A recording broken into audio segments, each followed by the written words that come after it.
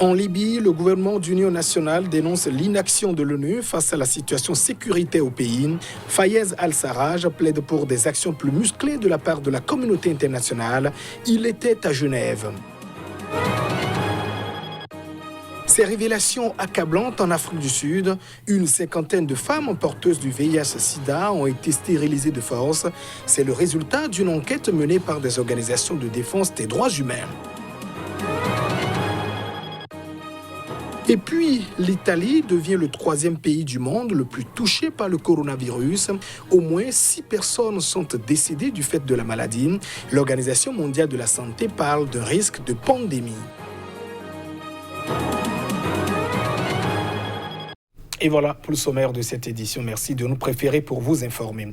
En Libye, le chef du gouvernement d'union nationale s'offusque de la fragile sécurité dans son pays. Fayez al-Sarraj a qualifié à Genève le maréchal Haftar de criminel de guerre avant de dénoncer aussi l'inaction de l'Organisation des Nations Unies. Les détails. Devant le Conseil des droits de l'homme de l'ONU, le chef du gouvernement d'union nationale de la Libye, Fayez al-Sarraj, a exprimé ses inquiétudes. Il se désole que depuis les attaques de Haftar contre la capitale Tripoli le 4 avril 1999, aucune action de la communauté internationale n'est visible sur le terrain. Les membres de la communauté internationale doivent donner l'ordre d'ouvrir les champs de pétrole et les ports pour nourrir le peuple libyen. Il n'y a pas d'autre solution. Mais je sais qu'ils ne veulent pas que les prix sur le marché baissent en mettant sur le marché environ 1 million de barils. Et c'est peut-être la raison, et si c'est la raison, c'est inhumain. La présence turque permettra de faire face à la situation sur le terrain. Il faut que ce soit clair. Elle fera face à la situation sur le terrain parce qu'ils sont venus protéger les civils à Tripoli. Chaque fois que les civils seront en danger, ils seront là. Cet appel intervient alors qu'un dialogue politique interlibyen doit démarrer mercredi à Genève sous les auspices des Nations Unies. Ce dialogue doit inclure des représentants des 2 camps libyens et des personnalités invitées par l'émissaire de l'ONU en Libye. En parallèle à ce dialogue politique, 2 sessions de pourparlers militaires se sont tenues à Genève afin de parvenir à un cessez-le-feu durable. Le procureur d'un tribunal d'Alger en Algérie a requis 1 an de prison ferme contre Fadil Boumala. Il est opposant et figure de la contestation qui agite donc l'Algérie depuis 1 an. Il est jugé notamment pour atteinte à l'intégrité du territoire, a annoncé ce lundi une association de défense des droits humains. En détention provisoire depuis son arrestation mi-septembre, Fadil Boumala était jugé selon le Comité national pour la libération des détenus pour atteinte à l'intégrité du territoire, crime passible de 10 ans de prison ferme et diffusion de publications pouvant porter atteinte à l'intérêt national, délit pour lequel il encourt 1 an de prison. Ancien journaliste de la télévision nationale et l'un des fondateurs en 2011 d'un mouvement citoyen d'opposition, Boumala a comparu durant 16 heures devant un tribunal d'une banlieue d'Alger qui a renvoyé tard dans la nuit son verdict au 1er mars prochain selon le Comité national pour la libération des détenus. Avant son arrestation, Boumala était de toutes les manifestations du Irak, le mouvement populaire de contestation en Algérie, né le 22 février 2019, pour s'opposer à la candidature de Bouteflika à un 5e mandat. Vendredi, la 53e manifestation hebdomadaire consécutive du Irak a drainé une foule immense dans les rues d'Alger et dans de nombreuses autres villes du pays, montrant que la contestation est toujours très vivace, malgré les engagements du président Abdelmadjid Tebboune.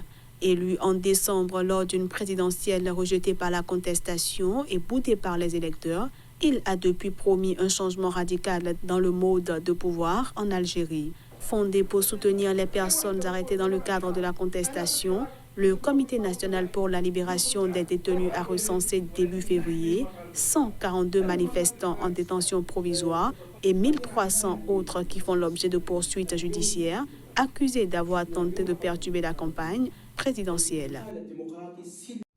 Au Togo, le candidat à l'élection présidentielle et opposant à Guillaume Ekodjo ne veut pas accepter les résultats du scrutin. « Je suis le président démocratiquement élu », a-t-il annoncé au cours d'une conférence de presse tenue donc à son domicile au lendemain de la victoire du président Faure Gnassingbé, prononcée ou proclamée par la Commission électorale nationale. On l'écoute. Aujourd'hui, je suis le président démocratiquement élu à l'issue du scrutin du 22 février 2020.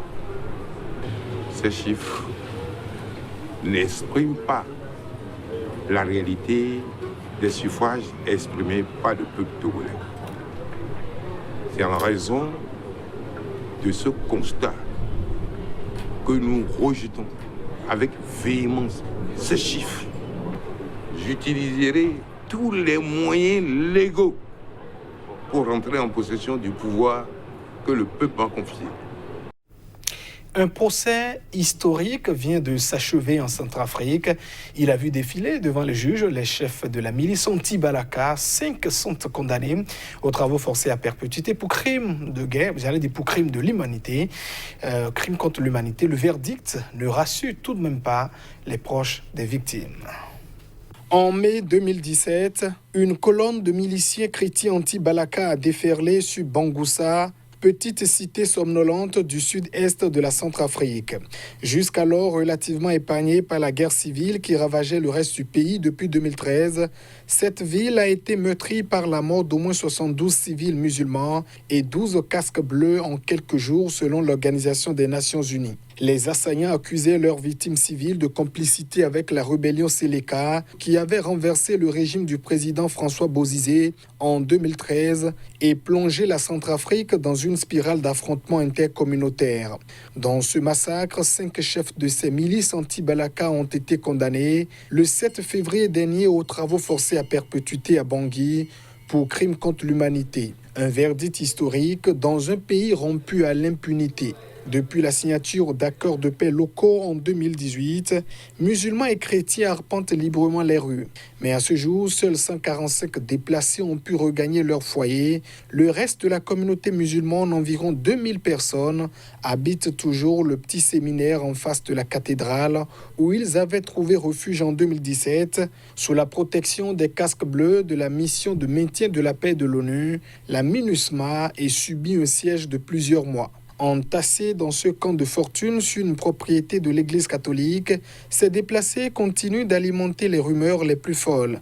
Le verdict n'a pas dissipé les inquiétudes des uns et des autres. Et ces révélations accablantes en Afrique du Sud, une cinquantaine de femmes porteuses du VIH-Sida ont été stérilisées de force dans les hôpitaux. C'est le résultat d'une enquête qui fait grand bruit dans le pays, une enquête menée par les organisations de défense des droits humains.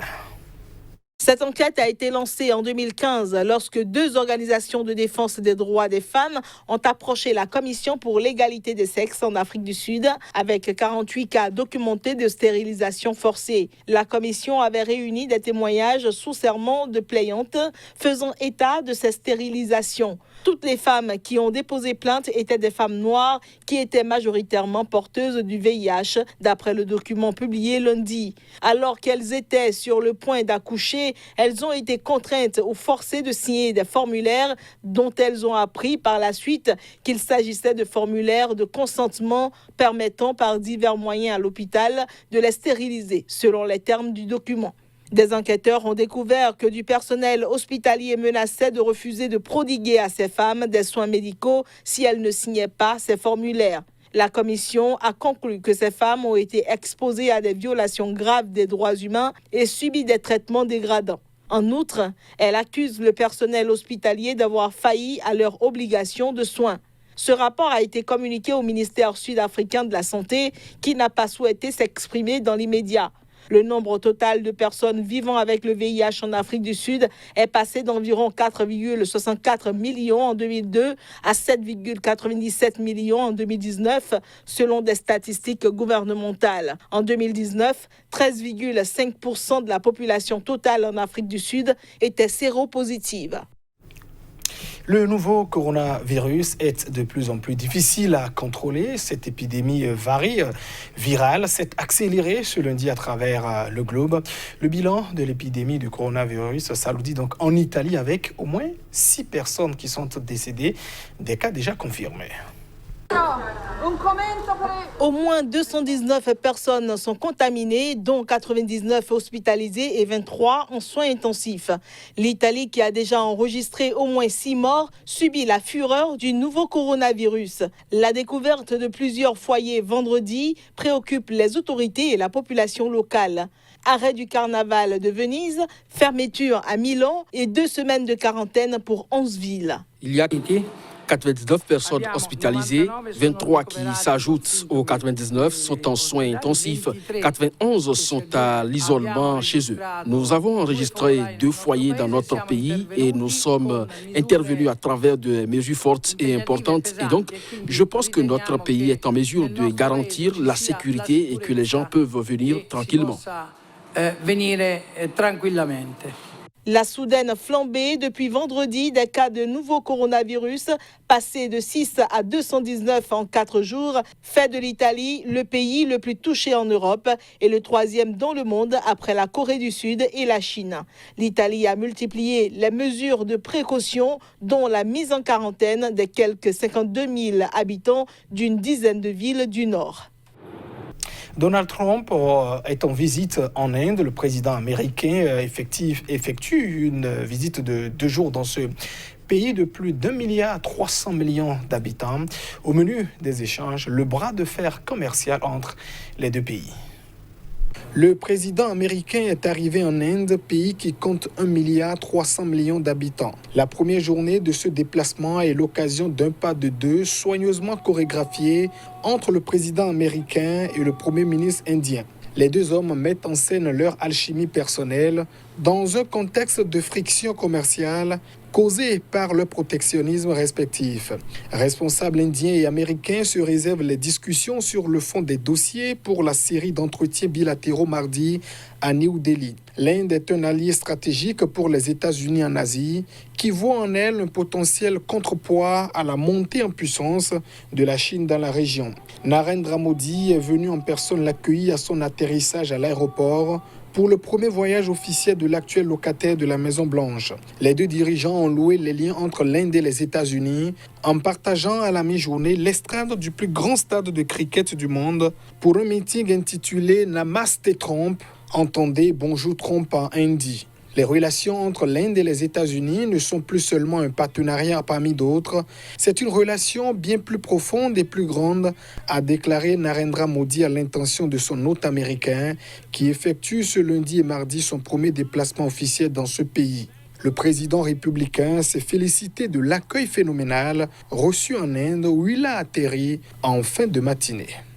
Mesdames et messieurs, ainsi se referme cette édition. Merci de votre attention. Au revoir.